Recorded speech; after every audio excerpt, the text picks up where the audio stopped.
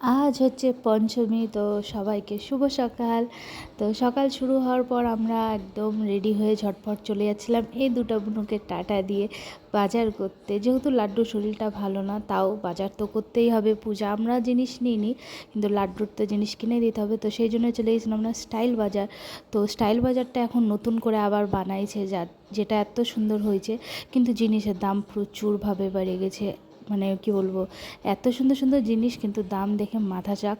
তাও দেখো, আমরা তো দেখা ছাড়িনি। এই দেখো ফার্স্ট ড্রেস, এই কর্নারটা মা আর আমার খুবই প্রিয়, কেন জানি না। তো দেখো লাড্ডুর এখানেই শপিং চলছে। তো নিয়ে নিয়েছিলাম আমরা লাড্ডুর দুটো শার্ট, এখানে মা আরও শপিং করে নিচ্ছিল। তো নিচ্ছিলাম ওর জন্য প্যান্ট, যেহেতু দুর্গাপূজা না হলেও ঘোরা যদি নাও হয় ওকে তো দিতেই হয়, সেই জন্যে। আর মা দেখে নিচ্ছিল ওখানে পার্স আর কুর্তির কালেকশন, তো এক সেবার কা এক ছিল। তো মা এখানে চুজ করে নিয়েছিল, এটা কিন্তু নেয়নি। আমার মা সব কিছুই দেখে কিন্তু কোনো কিছুই নেয় না।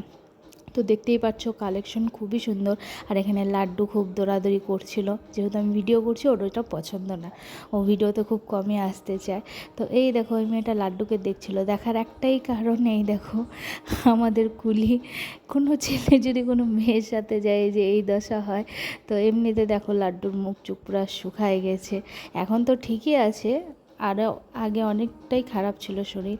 তো দেখো আমরা ওখান থেকে বেরোয় চলে আসলাম বাজার কলকাতা। তো ওখানে গিয়ে ভাইয়ের সাথেও দেখা হয়ে গেল, ভাইও গেছিলো শপিং করতে নিজের।